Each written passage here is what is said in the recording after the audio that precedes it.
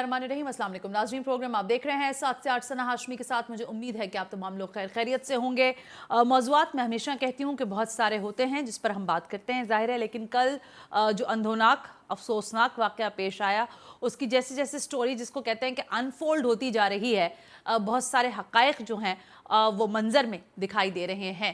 बहरहाल कल के इस वाक़े के बाद पाकिस्तान की रियासत ने जिस तरह से पूरी तरह से जवाब दिया है, इस पर जितनी ज़्यादा सताइश की जाए वो कम है। वज़ीर आज़म पाकिस्तान, आर्मी चीफ और तमाम ही अहम तरीन ओहदों पर फाइज शख्सियात ने इस बर्बरियत को न सिर्फ कंडेम किया है, बल्कि इस तमाम तर वाक़े में मुलव्वस लोगों को कैफ़र किरदार तक पहुँचाने के अज़्म का इजहार भी किया है। ये वाक़या, इसके पेश मंज़र में जो चीज़ें हैं वो शायद ज़्यादा देखने की ज़रूरत है। पस मंज़र इन हालात का बहुत खौफनाक है और ये तेज़ी से मुआशरे में सरायत करता जा रहा है। इसके तदारुक के लिए रियासत का बयानिया, जिसके लिए हमने ज़ाहिर गुज़िश्ता रोज़ भी प्रोग्राम में बात की थी, वो वाज़ेह होना बहुत ज़रूरी है। आज फवाद चौधरी साहब का ट्वीट है, ये आप देख रहे हैं, इमरान खान साहब ने इसको कंडेम किया, आर्मी चीफ ने, ISPR ने बाकायदा तौर पर इसको कंडेम किया। इसके साथ साथ फवाद चौधरी साहब ने आज एक ट्वीट किया। उन्होंने कहा कि अगर हमने इस एटम बम को जो टिक टिक करके चल रहा है, इसको आज नहीं रोका तो फिर शायद बहुत देर हो जाएगी। फवाद चौधरी साहब को हम यहाँ से ये पैगाम देना चाहते हैं कि सर, बहुत देर हो चुकी है। मिशाल खान जैसे बच्चे, फिर हम बार बार बात कर रहे हैं, तस्करा कर रहे हैं मुइज़ और मुगीस का, फिर जाहिर है ये श्रीलंकन शहरी की इस तरह इस बर्बरियत के साथ हलाकत, ये बहुत सारे मामला शायद हमारे इख्तियार से निकल गए हैं, लेकिन अब भी ज़रूरत है। शायद मैं चाहती हूँ यहाँ से आज ये पैगाम देना कि एक APC इस मामले पर बुलाई जाए, एक इजमा किया जाए रियासत माबैन तमाम तर स्टेक होल्डर्स के, कि इस तरह के वाक़यात को कैसे महराब और मिंबर से रोका जाएगा और कैसे सियासी तंजीमों की जानिब से रोका जाएगा, कैसे मजहबी और सियासी तंजीमें इसको रोक सकती हैं। महिंदा राजापक्से, जो कि श्रीलंका के वज़ीर आज़म हैं, उन्होंने भी इस बात का इंदिया दिया कि हम वज़ीर आज़म पाकिस्तान की अभी तक की जो काविश रही हैं उसको सराहते हैं, और श्रीलंकन नेशन के सामने उन्होंने कहा कि हम ज़ाहिर है जवाबदेह तो हैं, लेकिन ये जो वाक़या हुआ है, हमें पूरी उम्मीद है कि पाकिस्तान इसके तदारुक के लिए काम करेगा और जो लोग इसके कल्प्रिट्स हैं उनको करार वाकई सज़ा दी जाएगी। तो ये रियासत के कांधों पर बड़ी जिम्मेदारी है, और इस जिम्मेदारी के साथ साथ जो हमारे इंटरनेशनल अफेयर्स हैं, ज़ाहिर हिंदुस्तान बड़ा खुश है। मैं आज देख रही थी गुज़िश्ता रोज़ से ही वो इस पर बड़ी बातें कर रहा है, लेकिन पाकिस्तान एक खुद मुख्तार रियासत है और पाकिस्तान बेहतर तरीके से अपने अंदरूनी मामलात को हैंडल करना जानता है। सरहद पार से कोई हमें सिखाने की कोशिश ना करे। ये एक पैगाम था जो कि देना बहुत ज़रूरी था। पाकिस्तान की सियासत के मंजरनामे पर आए रोज़ तब्दीलियाँ होती हैं, और इन तब्दीलियों के साथ साथ हम देखते हैं कि सियासी जमातें अपना ज़ाहिर जो भी उनका एजेंडा होता है वो भी सामने लेकर आती हैं। गुज़िश्ता दिनों हमने देखा कि सिंध हुकूमत की जानिब से नया बल्दियाती एक्ट जो है वो पास किया गया, और ये प्लीज़ इसको चेंज कीजिएगा फुटेज को। इस नए सिंध के बल्दियाती एक्ट के अंदर हमने देखा कि अपोजिशन की जमातें, चाहे वो पाकिस्तान तहरीक इंसाफ की सिंध की अगर मैं बात करूं, वो अपोजिशन की हैसियत से हो, MQM पाकिस्तान हो, या फिर PSP हो, या फिर तंजीमी बहाली कमेटी के जो सरबराह हैं डॉक्टर फारूक सत्तार साहब, सारे ही ऐसा लगा कि सब ने बोलना शुरू कर दिया, और फिर आखिर में बल्कि साथ साथ हमने देखा कि महाजिर कौमी मूवमेंट जो है वो भी सरफेस पर उभरी, और उन्होंने कहा कि ये क्या काला कानून आप हमारे लिए बना रहे हैं, ये सो मजीद सिंध को सबूताज करेगा, सिंध की तमाम तर जो मेयरशिप के हवाले से ये बल्दियाती निज़ाम जो है उसको मजीद ख़राब करने की एक कोशिश है।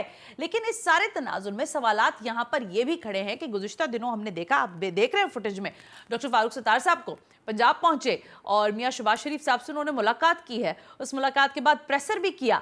मुलाकात से पहले, एक रात पहले, मुस्तफ़ा कमाल साहब जो कि PSP के सरबराह हैं, उनको कॉल आई जो है शहबाज शरीफ साहब की। सो कराची से में की सियासत में पंजाब की इन्वॉल्वमेंट भी शुरू हो गई है बराह रास्त अगर मैं कहूँ, और मुस्लिम लीग नवाज की ये किस तरफ इशारा कर रही है। दुबई में हालिया मुलाकात हुई है डॉक्टर फारूक सत्तार साहब की, जब इशरतुल इबाद साहब से, साबिक गवर्नर रह चुके हैं सिंध के, उस मुलाकात के भी बहुत सारे अनफोल्ड स्टोरीज लोग करने लगे कि शायद कराची की सियासत में कुछ प्लान चेंज होने जा रहा है। तो आज ऐसी एक शख्सियत को हमने दावत दी है, जरा उनसे डिबेट करना चाहते हैं, खुलकर बात करना चाहते हैं कि आफाक अहमद साहब आज मेरे साथ हैं, चेयरमैन महाजर कौमी मूवमेंट। सबसे पहले थैंक यू वेरी मच आफाक साहब कि आपने वक्त दिया, बहुत बहुत शुक्रिया। आफाक साहब बहुत सारी चीज़ें हैं, लेकिन मैं चाहूँगी कि सबसे पहले आप ज़रा ज़ाहिर सियासी मंजरनामे पर, सिंध के हालात पर मैं आपसे डीप डाउन बात करूँगी, लेकिन जो कुछ कल हमने सियालकोट में देखा, तवातुर से होने वाले इन वाक़यात के ऊपर बहसीत महाजर कौमी मूवमेंट चेयरमैन, सर आपका नैरेटिव क्या है? आप क्या समझते हैं और इन हालात को हम कैसे कंट्रोल कर सकते हैं जो वाक़या सियालकोट के अंदर पेश आया? इंतहाई काबिल मज़म्मत वाक़या है, इंतहाई दिलखराश वाक़या है और उस पर पूरी कौम उसको अफसोस है इस बात का। लेकिन ये मजहबी इंतहा पसंदी को कंट्रोल करने के लिए हुकूमत को ही मौसर इक़दामात करने पड़ेंगे और सियासी जमातें यकीनन इस चीज़ की मजम्मत करके बरीउज़िम्मा नहीं हो सकती। उन्हें भी अपने यहाँ रवादारी का माहौल पैदा करना पड़ेगा। बिल्कुल ठीक है आफाक साहब, रवादारी और फिर ज़ाहिर बरीज़िम्मा तो कोई भी नहीं होगा, न रियासत हो सकती है, न सियासी जमातें हो सकती हैं। आज आपको ज़हमत इसलिए दी है हमने आफाक साहब के ज़ाहिर जब नया सिंध का बल्दियाती एक्ट सामने आया तो सारे लोग हम आवाज़ हो गए, जो धड़ों में थे उनकी आवाज़ें लेकिन यकसा हमें सुनाई दी। आपको बहसीत चेयरमैन महाजर कौमी मूवमेंट क्या तहफ़्फ़ुज़ात हैं इस बिल से? देखिए, क्योंकि सिंध के शहरी इलाके बल्दियाती इदारों पर किसी हद तक अपने जो दुख दर्द हैं, अपनी जो तकालीफ हैं, उनका अजाला उसमें तलाश करने की कोशिश करते रहे हैं माजी में, क्योंकि सिंध के शहरी इलाके हमेशा सूबाई सतह पर इक़्तिदार से महरूम रहे हैं और सिंध के शहरी इलाकों में जो म्यूनसिपल कॉरपोरेशंस बनी, जोनल म्यूनसिपल कमेटियाँ कमेटीज़ बनी, उनमें उन्हें जो इख्तियारात हासिल थे उससे उन्होंने महाजरों के कुछ दुख कम करने की कोशिश की। और क्योंकि मुलाजमतों के लिए सिंध गवर्नमेंट के दरवाजे हमेशा सिंध के शहरी इलाकों के लिए बंद रहे, तो ये बल्दियाती इदारे कुछ आंसू पहुँचने का ज़रिया बने, इसमें कोई शक व शुबा नहीं है। ठीक है। तो आज जो बल्दियाती बिल आया है या जो बिल पास किया है इन लोगों ने गुज़श्ता दिनों, उसमें जाहिर है कि वो तमाम इदारे जहां जॉब अपॉर्चुनिटीज़ पैदा होती थीं, चाहे वो एजुकेशन डिपार्टमेंट हो, चाहे वो हेल्थ डिपार्टमेंट हो, वो तमाम इदारे जो है वो सिंध गवर्नमेंट ने अपने ज़िम्मे ले लिए और बल्दिया से उसका ताल्लुक़ ख़त्म कर दिया। जिसकी वजह से देखिए, एक तरफ तो हमें इस बात पे खुशी होनी चाहिए कि लोकल गवर्नमेंट के लोग सेमी गवर्नमेंट नौकरी जो लोग कर रहे थे, सैकड़ों की तादाद में हैं, वो हॉस्पिटल्स में भी हैं और एजुकेशन डिपार्टमेंट से भी उनका ताल्लुक़ है। अगर उनकी तमाम सर्विसेज सिंध गवर्नमेंट के साथ मुंसलिक हो जाती हैं या गवर्नमेंट उनकी सर्विसेज को एब्जॉर्ब कर लेती है, तो उसमें उनके बेनिफिट्स बढ़ जाएंगे। लेकिन वक्ती तौर पर यह फ़ायदा क्या मुस्तक़बिल में इस सिंध के शहरी इलाकों के लोगों के लिए कोई राहत का बाइस बनेगा? मुझे लगता है कि ऐसा नहीं होगा, इसलिए कि माजी का तजर्बा ये कहता है, जो बड़ा तल्ख है, कि कराची बिल्डिंग कंट्रोल अथॉरिटी, जहाँ पर पहले सिंध के शहरी लोगों को मुलाजमतें मिल जाया करती थीं, वो सिंध बिल्डिंग कंट्रोल अथॉरिटी में जब तब्दील किया गया तो वहाँ पियोन भी अब दादू और लाड़काना से लाकर अपॉइंट किया जाता है।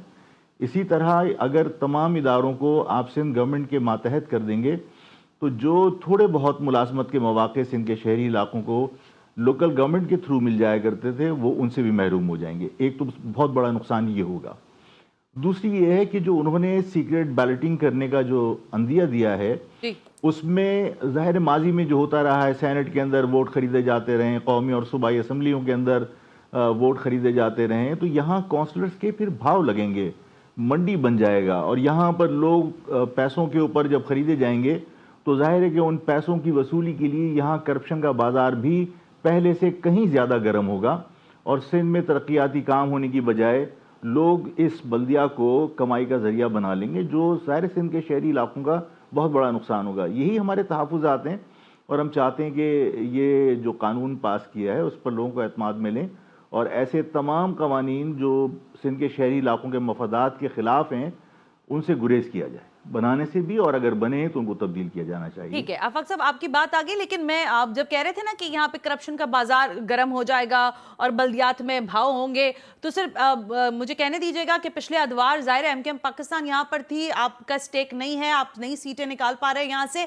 लेकिन बल्दियात में करप्शन के मामला तो ज़ाहिर मीडिया तक भी आए, फिर अखबारात की जीनत भी बने, इस पर बड़ा डिबेट हुआ, इसमें नफाक इस हद तक बढ़ा कि डॉक्टर फारूक सत्तार को एमकेएम पाकिस्तान छोड़कर एमकेएम तंजीम बहाली कमेटी बनानी शुरू करनी पड़ गई। तो इसका मकसद है बल्दियात के अंदर करप्शन तो है, इसमें तो कोई दो राय नहीं है।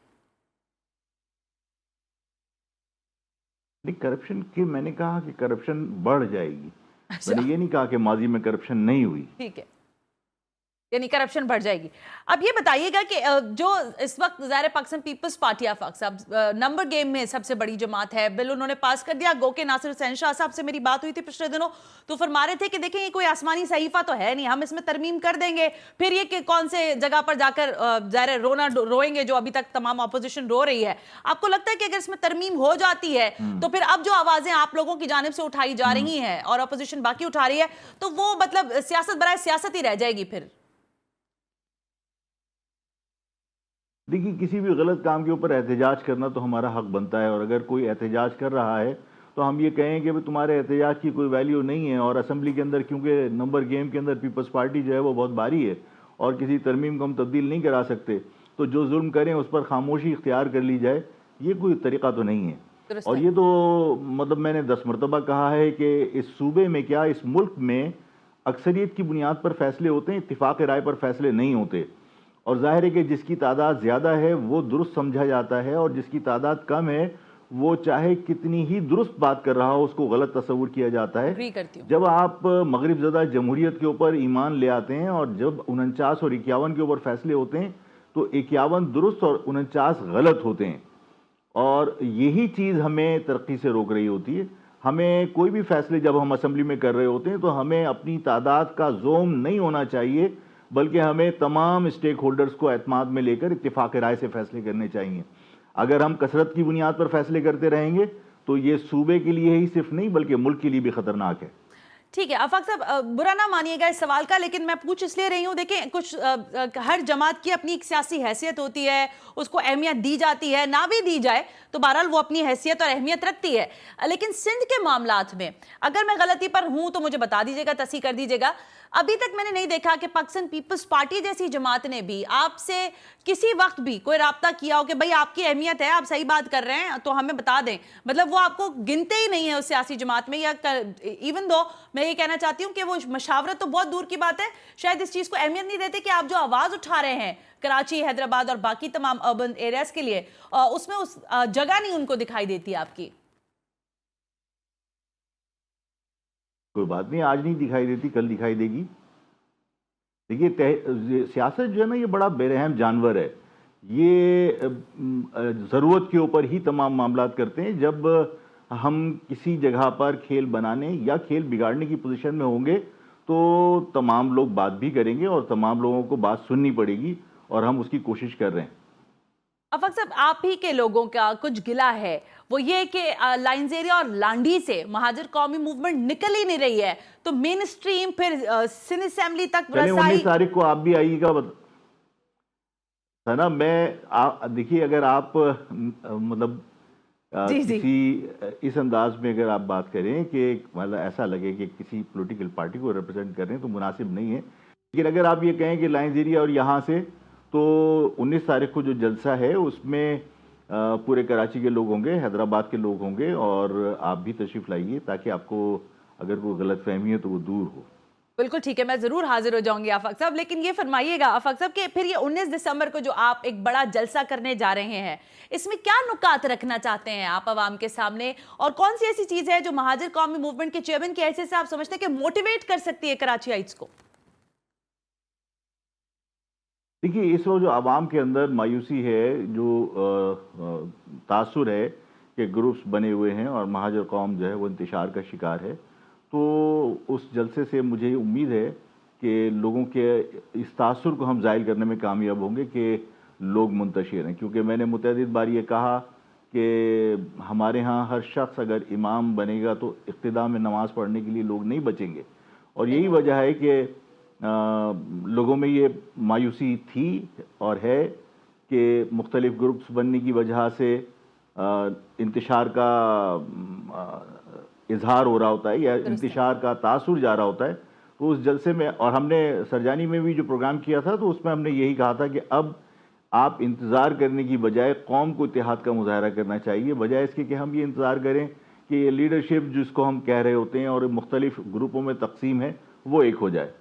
اور سنا میں یہ کسی کے بارے میں کبھی نہیں کہتا کہ کون کس پوزیشن میں ہے، کوئی ہمیں کنسیڈر کر رہا ہے یا نہیں کر رہا ہے. دیکھیے کبھی بھی کسی کی جو اسٹرینتھ ہوتی ہے وہ اسمبلیوں کی وجہ سے ہی صرف شمار نہیں ہوتی. درست کہہ رہے ہیں. دیکھیے اسمبلیوں کے اندر جو لوگ ہیں ان کو بھی پتا ہے کہ مینڈیٹ کس کے نام پر کس سمبل پر ہے، اور جن لوگوں کے بارے میں یہ تاثر ہے کہ وہ بہت زیادہ ماسز کے اندر پاپولر ہیں تو ان کے بھی الیکشن کے نتائج سب کو پتا ہے.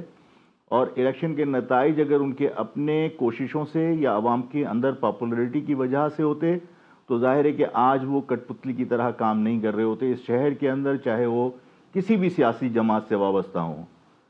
جو ماضی میں الیکشن ہوئے ہیں، الیکشن کے جو نتائج ہیں اس کے اوپر تمام اپوزیشن جماعتیں کہتی رہی ہیں کہ الیکشن کے نتائج انجینئرڈ تھے، اپنی مرضی سے ڈیزائرڈ الیکشنز کے نتائج حاصل کیے گئے.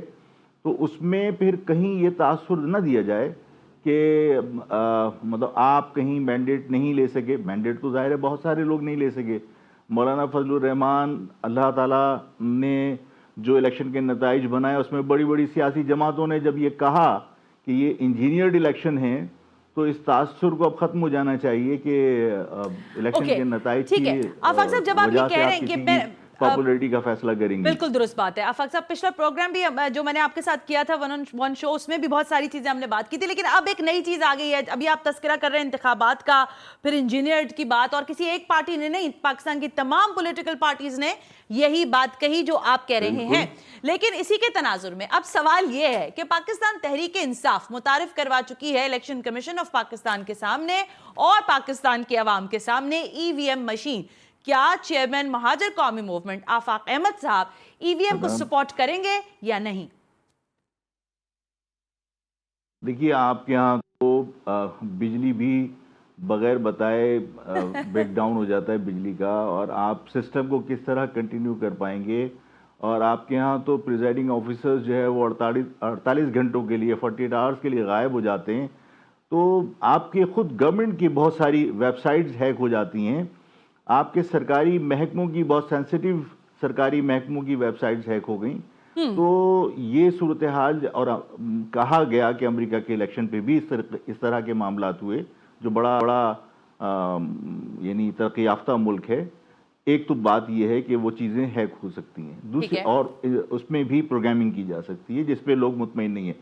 دوسری بات یہ کہ آپ ان مشینوں کے استعمال کے لیے جو عام عوام جو سادہ سے انتخابی بیلٹ پیپر کے اوپر انتخابی نشان بنا ہوتا ہے اس پر وہ اسٹیمپ لگانے میں غلطیاں کرتی ہے، اس سے اس مشین کو استعمال کرنے کی اب توقع کیسے رکھ سکتے ہیں جو بیچارے انگوٹھا لگا کر سارے معاملات کر رہے ہوتے ہیں. ناخواندگی کا آپ کے ہاں تناسب اتنا زیادہ ہے کہ ان مشینوں کا کوئی فائدہ تو نہیں ہو سکتا، بلکہ اس کو تو آپ اپنے مقاصد کے لیے استعمال کر سکتے ہیں. یہی وجہ ہے کہ اس کی مخالفت کی گئی کہ بھئی پہلے آپ اس ملک کو اس قابل تو بنائیے کہ ان مشینوں کو استعمال پراپرلی کیا جا سکے. اور آپ بھی مخالفت کر رہے ہیں؟ میں بھی مخالفت کر رہا ہوں. اندرون سندھ ان گاؤں دیہاتوں میں جہاں پر ایک عام آدمی بیلٹ پیپر لے کر صحیح طرح اس پر انتخابی نشان پر اسٹیمپ نہ لگا سکتا ہو، وہ اس الیکٹرونک مشین کو کیسے یوز کرے گا؟ ٹھیک ہے، ایک بریک لے لیتی ہوں آفاق احمد صاحب. اچھی ڈیبیٹ آ گئی ہے لیکن بہت سارے اور بھی سوالات ہیں.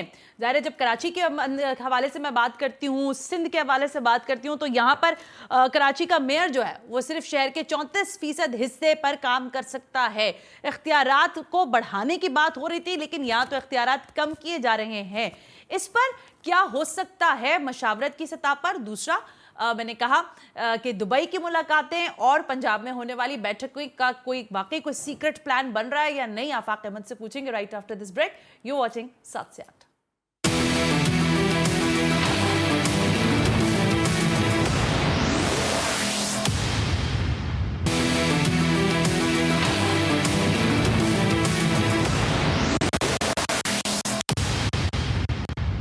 वेलकम बैक नाज़रीन। हम ब्रेक पर थे और ब्रेक पे जाते हुए मैंने आपसे कहा कि आज हमें इंपॉर्टेंट शख्सियत ने ज़ाहिर वक्त दिया है, आफाक अहमद, चेयरमैन महाजर कौमी मूवमेंट। उनसे हम कुछ बात कर रहे हैं सिंध के हालात और वाक़यात पर भी, सिंध के सियासी मंजरनामे पर भी, और बदलते हुए हालात में खुद महाजर कौमी मूवमेंट के मुस्तकबिल के हवाले से भी। आफाक अहमद साहब, एक मरतबा फिर आपका बहुत शुक्रिया। लेकिन सिर्फ फरमाइएगा कि डॉक्टर फारूक सत्तार साहब को हमने देखा कि पिछले दिनों, वो तस्वीर चला दीजिए अगर हमारे पास मौजूद है तो, डॉक्टर इशरत लिबात से उन्होंने मुलाकात की दुबई में। खुद मैंने जाकर उसके बाद दीगर और लोगों के इंटरव्यूज किए। उन्होंने कहा रूटीन की मुलाकात है, आप इसको कैसे लेते हैं। दूसरा, कल हमने देखा कि डॉक्टर फारूक सत्तार साहब जो हैं उन्होंने मियां शहबाज शरीफ से जाकर मुलाकात की और वहां पर प्रेसर भी किया। इससे एक रोज पहले पीएसपी के सरबराह जो हैं पाक से जमीन पार्टी के मुस्तफा कमाल साहब, उन्होंने भी इस तरह का एक टेलीफोनिक जो है राब्ता कायम किया। अब समझते हैं कि कुछ सीक्रेट प्लानिंग तो नहीं हो रही कराची के लिए, और अगर हो रही है तो उसमें आप कहाँ हैं? मैं देखिए, जो मुलाकातें हुई हैं ये उनका सियासी तौर पर मुलाकातें होती हैं सियासी लोगों की, लेकिन कोई कराची में कोई बहुत बड़ी तब्दीली आने वाली नहीं है जिसको हम ये समझें कि ये मुलाकातें जो है वो कोई कराची में तब्दीली का पेश खेमा है। अच्छा, यानी कि कोई मुलाकातें रूटीन में होती रहती हैं लोगों की, यानी कराची में कोई बड़ी चीज होने नहीं जा रही, ये आपका अभी तक आप इस चीज को ऐसे जज कर रहे हैं? बिल्कुल। लेकिन आफाक साहब, मैंने इससे पहले भी आपसे इंटरव्यू लिया और मैंने उसमें पूछा था, आपको नहीं लगता, आपने अभी थोड़ी देर पहले कहा कि लोग या इकाइयां क्या कर रही हैं ये ना देखें लेकिन कौम अपना इत्तेहाद बरकरार रखे। सर, आप मुझे बता सकते हैं कि एमकेएम तंजीम बहाली जो है, जो कि डॉक्टर फारूक सत्तार साहब चला रहे हैं, आपको लगता है उन्होंने आपसे कोई राब्ता किया है अभी माजी में, या नहीं किया कोई राब्ता उन्होंने? मुख्तलिफ तकरीबात में तो हमारी सलाम दुआ हर एक से हो जाती है, लेकिन कोई सियासी तौर पर हमारे राब्ते नहीं है। लेकिन अभी जो इन्होंने एक कव्वाली नाइट रखी थी उसमें आपको मदऊ किया था? मेरे साथियों को इत्तला मिली थी। अच्छा। लेकिन ज़ाहिर हमारी अपनी मसरूफियात थी और कव्वाली के प्रोग्राम में हम जा नहीं सकते थे।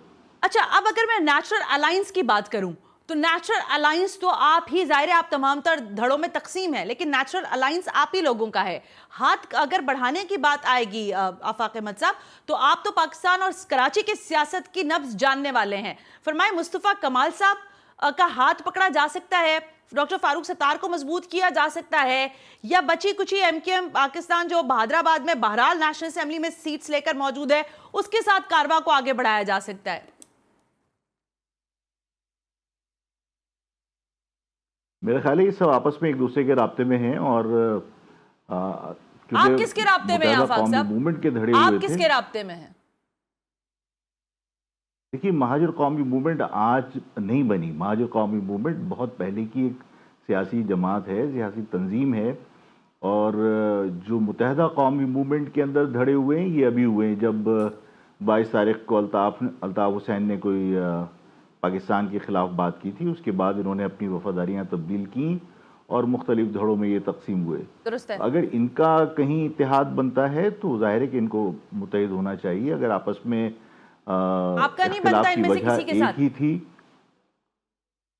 नहीं, मेरा इख्तिलाफ असल में इस वजह से नहीं था। बुनियादी तौर पर मेरा इख्तिलाफ महाजिर लफ्ज़ से इन्हिराफ की वजह से था, तो मेरा मुत्तहदा कौमी मूवमेंट से नहीं बनता। मुत्तहदा कौमी मूवमेंट क्योंकि महाजिर लफ्ज़ से इन्हिराफ करके एक जमात अलग बनी थी, और उनमें इख्तिलाफ अगर हुआ था तो अल्ताफ हुसैन साहब की तरफ से जो भी इक़दाम हुए उसके बाद बना था, और आपस में फिर मज़ीद ग्रुप्स बने, तो इनका आपस में एक होना बनता है, और अगर ये एक होते हैं तो अच्छी बात है, खुशाइन बात है।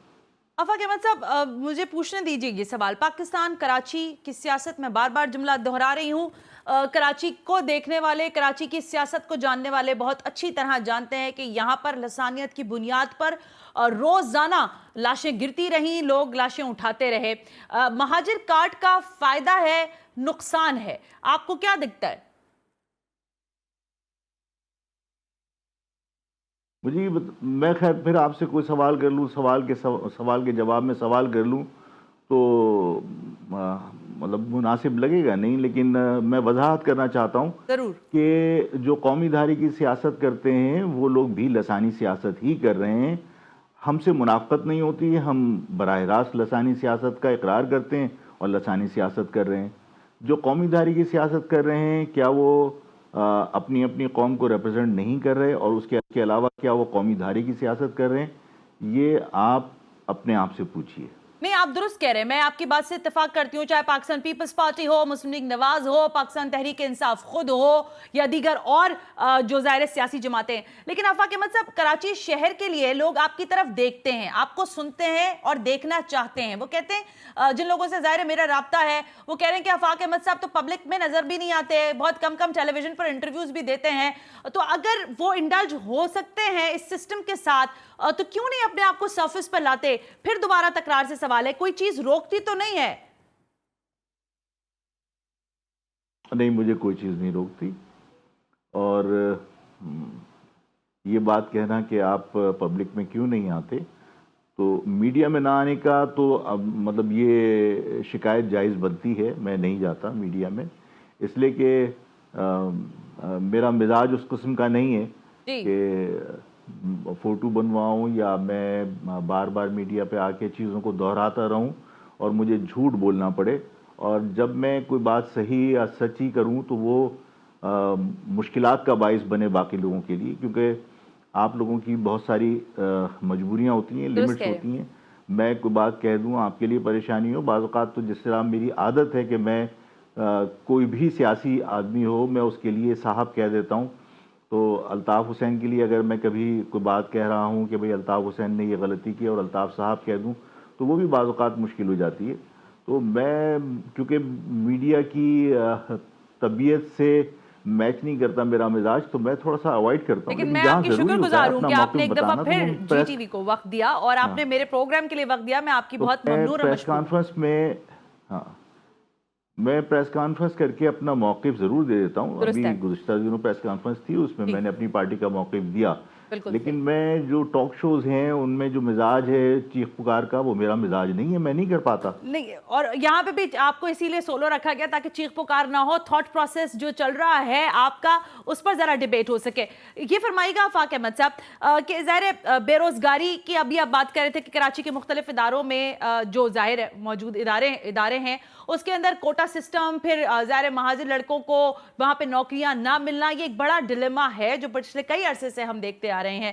فرمائیے گا کہ اس وقت جو افریت ہے بے روزگاری کا اور اس کے ساتھ ساتھ پھر معاشی حالات کا، یعنی ایک لڑکے نے مال میں خودکشی کر لی، ایک صحافی تھا اس نے گلے میں پھندا لگا دیا، آپ سمجھتے ہیں کہ ان حالات کو بھی کنٹرول کرنے میں فیڈرل کی جانب سے بھی نیگلیجنس ہے اور پھر پروونشل تو ہے ہی آبویسلی، کیسے دیکھتے ہیں ان سارے معاملات کو؟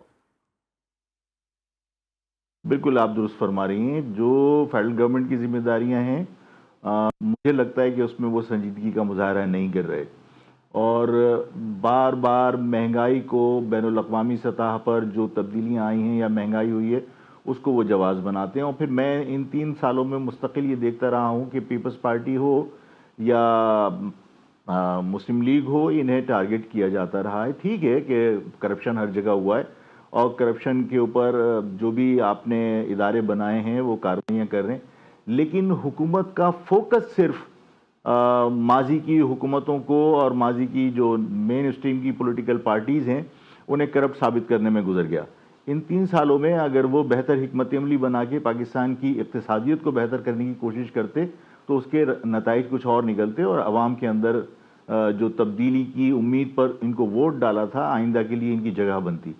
لیکن تحریک انصاف نے مستقل 3 سال اپنی تمام کیبنٹ اور اپنی تمام جو پارٹی کے مین کیڈر تھا اس کی تمام صلاحیتیں انہوں نے ماضی کی جو مین اسٹریم کی پارٹیاں اقتدار میں رہی ہیں ان کو کرپٹ ثابت کرنے میں گزار دیا۔ یہ بہرحال ایک بہت بڑا نقصان اس قوم کا ہوا ہے، اور ہم معاشی طور پر بہت ابتری کی طرف جا رہے ہیں جس کے ظاہر نتائج عوام کو بھگتنے پڑ رہے ہیں۔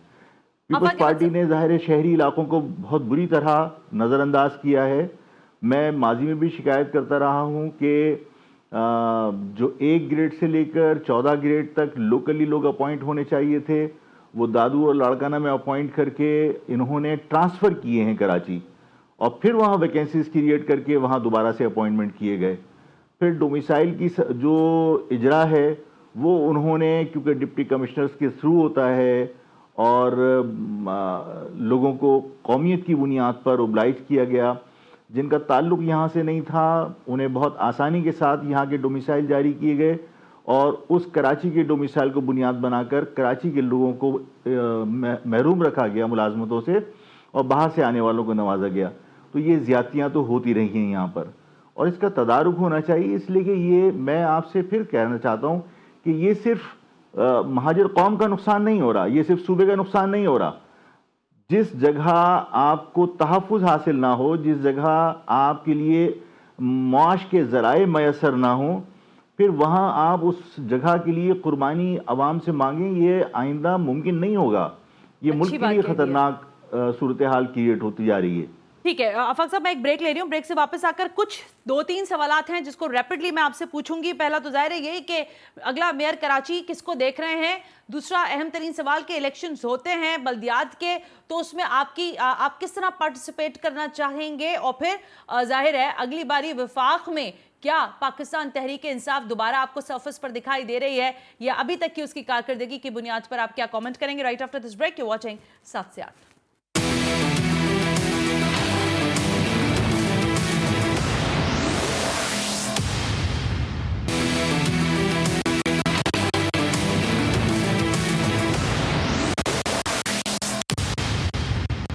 ویلکم بیک ناظرین، ہم بریک پر تھے اور ہمارے ساتھ آج موجود ہیں آفاق احمد صاحب، چیئرمین ہیں مہاجر قومی موومنٹ کے. آفاق احمد صاحب فرمائیے گا کہ اگلا میئر کراچی کس سیاسی جماعت میں سے دیکھ رہے ہیں آپ؟ میں جوتش تو ہوں نہیں، لیکن تمام سیاسی جماعتیں ہی کوشش کریں گی کہ میئر ان کا آئے اور اس شہر میں جنہوں نے ڈیلیور کیا ہوگا ان کو پبلک کو الیکٹ کرنے کا حق ہے، وہ الیکٹ کریں. تو ڈیلیور تو سب نے مل کے کیا تھا، میں کسی کے بارے میں یہ کہوں اس کو سوری میں نے کہا ڈیلیور تو سب نے ساتھ مل کے کیا تھا نا. یعنی مصطفیٰ کمال جب ایم کیو ایم میں تھے تو ڈیلیور کیا تھا، ایم کیو ایم جب ساری ایک ساتھ تھی تو ڈیلیور ہو ہی گیا تھا. اب تو بیچارے سارے ادھر ادھر ہیں، آدھے حیدرآباد میں، آدھے پی سی ایچ ایس میں، کچھ لائنز ایریا میں بیٹھے ہوئے، کچھ ادھر ادھر. جی چلے مزہ اللہ کرے کہ اوکے، یعنی انہی میں سے کوئی آئے گا. یو مین سر کہ انہی میں سے کوئی آئے گا آفاق صاحب؟ نہیں، جو دیکھیے جو صورتحال اس وقت بن رہی ہے، جس طرح پیپلز پارٹی نے سیکریٹ بیلٹنگ کا بل پاس کیا ہے، اس میں تو ظاہر ہے یہ خدشات بڑھ گئے ہیں کہ وہ پیسے کی بنیاد پر آزاد امیدوار جو الیکٹ ہوتے ہیں انہیں خریدیں گے اور جو کانسٹیٹوئنسیز نئی کریٹ کرنے جا رہے ہیں وہ اس میں وہ اپنے آپ کو مضبوط کریں گے اور پیسے کے بلبوتے پر وہ اپنا میئر لانے کی کوشش کریں گے. جو بدقسمتی ہوگی اس شہر کی. کراچی کے میئر کے پاس 34% حصہ کراچی کا ہوتا ہے، کیا اس کے اختیارات، کیا کچھ ہونا چاہیے ایک میئر کراچی کے اختیار میں، وہ فرمائیے. دیکھیے یہ بات پہلے بھی ہو چکی ہے کہ کراچی کا بہت کم حصہ جو ہے وہ میئر کے پاس ہوتا ہے اور حیرت انگیز بات یہ ہے کہ جو علاقے کینٹونمنٹ بورڈ کے ماتحت آتے ہیں وہاں پر بھی جو مین شاہراہ ہیں وہ کے ایم سی بنا رہا ہوتا ہے بیچارہ. تو یہ ظاہر ہے کہ ان کے اختیارات کم ہیں اور جو رہائشی اسکیمیں کہیں پر بھی بنائی جائیں، چاہے وہ کینٹونمنٹ بورڈ میں بنائی جائیں، چاہے وہ ریلوے کی سوسائٹیز ہوں، چاہے وہ مختلف اداروں نے سوسائٹیز بنا رکھی ہیں، تو جس طرح کراچی ڈیولپمنٹ اتھارٹی ڈیولپ کرنے کے بعد اس کی مینٹیننس کی ذمہ داری کے ایم سی کے حوالے کر دیا کرتا تھا تاکہ وہاں سے ٹیکس وصول کر کے کراچی میٹروپولیٹن کارپوریشن وہاں کے بلدیاتی نظام کے تحت جو ہے وہ مینٹیننس اس کی کرے. تو اسی طرح ان تمام جگہوں کو ڈیولپ کرنے کے بعد کے ایم سی کے حوالے کر دیا جانا چاہیے. درست ہے. آفاق احمد صاحب فرمائیے گا کہ ظاہر کورٹ کے آرڈرز ہیں اس پر تو کلام اور سلام نہیں ہے، لیکن جو اس وقت شہر میں ہم دیکھ رہے ہیں کہ ایک جانب آباد جو ہے بڑی تنظیم ہے جو کہ بلڈرز ہیں، انہوں نے کہا کہ جی ہم تو اپنا ہاتھ روک دیں گے، اب ہم شہر میں کوئی بلڈنگ نہیں بنا رہے جب تک کہ ہمیں ایک پراپر این او سی نہیں مل جاتا. نسلہ ٹاور جیسے نہ جانے اور کتنے ایسے علاقے میں بلڈنگز موجود ہیں جو کہ تجاوزات پر تعمیر کر لی گئیں. اب آپ کی دانش میں کیا اس چیز پر ہونا چاہیے؟ کیا ان کو اسٹے آرڈرز مل جانے چاہیے یا اس سے کچھ نہ کچھ کمیشن بنانا چاہیے؟ آپ کیسے دیکھتے ہیں اس معاملے کو؟ دیکھیے میں اس بات میں مجھے یہ سازشیں لگتی ہیں. میں حکومت اس کے عدلیہ کے جو فیصلے ہیں ان کو میں چیلنج نہیں کر رہا. عدلیہ نے ظاہر ہے irregularities وہاں پر دیکھی ہوں گی جس کی وجہ سے انہوں نے اس کی ڈیمولیشن کا فیصلہ کیا. جو irregularities ہیں ان کو ریگولرائز کیا جا سکتا تھا, یہ ریلیف ملنا چاہیے تھا, اور اس کے لیے قانون سازی سندھ گورنمنٹ کو بھی کرنی چاہیے اور فیڈرل گورنمنٹ کو بھی کرنی چاہیے کہ بھئی یہاں پر اگر کہیں آپ جو کچی آبادیاں باہر سے آ کے لوگ بناتے ہیں ان کو آپ ریگولرائز کر دیتے ہیں, پرائم لینڈ کے اوپر وہ انکروچ کر کے بیٹھ جاتے ہیں. اگر یہاں پر جو بلڈنگیں بنتی ہیں وہ سنا کسی کو بھی نہیں پتا کہ پاکستان ایئر فورس بھی اس کی این او سی دیتی ہے, سول ایویشن بھی اس کی ہائٹ کی این او سی دیتی ہے, سندھ بلڈنگ کنٹرول اتھارٹی تو ان کو پرمیشن دیتی ہے تمام ڈاکومنٹس کی ویریفیکیشن کے بعد, لیکن بہت سارے ادارے جو بہت حساس ادارے ہیں وہ پرمیشن دیتے ہیں. ان تمام پرمیشن کے بعد کنسٹرکشن کا کام شروع ہوتا ہے. لیکن بدقسمتی یہ ہے کہ رائل ٹاور گرا, رائل ٹاور کے بعد اور کئی متعدد عمارتیں منہدم کی گئیں, تجوری ہائٹس منہدم کیا گیا. یقیناً وہاں کوئی نہ کوئی غلطیاں عدلیہ نے دیکھی ہوں گی جس کی وجہ سے فیصلہ ہوا, لیکن ان irregularities کو ریگولرائز کیا جا سکتا تھا فیس لے کر, جرمانہ لے کر, یا کم از کم جب آپ نے منہدم کرنے کے آرڈرز کیے تھے تو میں نے ان آرڈرز کو کہا کہ یہ ادھورے ہیں. اس کی وجہ یہ کہ آپ نے جن لوگوں نے پیسہ لگایا تھا ان کے لیے آپ نے ٹائم فریم نہیں دیا. آپ نے ڈیمولیشن کا ٹائم فریم دیا, لیکن آپ نے گورنمنٹ کو یہ ٹائم فریم نہیں دیا کہ جن لوگوں نے یہ فلیٹس پرچیز کیے تھے ان کی جو رقوم واپس کرنی ہے وہ اتنے دن میں واپس کی جائیں. اس میں ابہام ہے کہ وہ کب ادا کی جائیں گی. لوگ رل گئے. ایسے حالات میں اب مزید کوئی انویسٹمنٹ نہیں ہوگی, اور میں نے آپ لوگوں سے کہا تھا میڈیا کے تھرو کہ سب کو یہ تلاش کرنا چاہیے کہ ان حالات کا بینیفیشری کون ہے, انویسٹمنٹ کہاں سیکیور ثابت کی جا رہی ہے. یہاں سے پیسہ پنجاب شفٹ ہو رہا ہے اور یہاں ان ایمپلائمنٹ بڑھے گی, اس لیے کہ اس صنعت سے ہزاروں لوگوں کے خاندان وابستہ ہیں جو اب بے روزگار ہوں گے. سر میں نے ایک مثال دی تھی کہ ماضی میں قتل و غارت گری ہوتی رہی, اور آپ نے بھی یہ کہا کہ لسانی بنیاد پر یہاں قتل و غارت گری ہوئی. میں نے ایک بات کہی تھی کہ آج امن ہے, لسانی جماعتیں آج بھی موجود ہیں. اگر آج امن ہو سکتا ہے تو کل بھی امن ہو سکتا تھا, اور اگر کل امن نہیں ہوا اس کی ذمہ داری صرف مجھ پر عائد نہیں ہوتی, ان لوگوں پر بھی عائد ہوتی ہے جنہوں نے آج امن قائم کیا ہے. اس کا مقصد ہے کہ یہاں پر اگر امن نہیں تھا تو یہ ایک ڈیلیبریٹ ایکشن تھا, اور اس کی وجہ سے ایسے حالات پیدا کیے گئے کہ یہاں سے لوگوں کا سرمایہ پنجاب منتقل کیا گیا. مجھے یاد ہے قاسم تیلی مرحوم ایک ڈیلیگیشن لے کر میاں نواز شریف سے ملاقات کی کراچی میں چیمبر آف کامرس کے لوگوں نے, اور انہوں نے کہا کہ ہمیں تحفظ فراہم کیا جائے, ہم یہاں کاروبار نہیں کر پا رہے.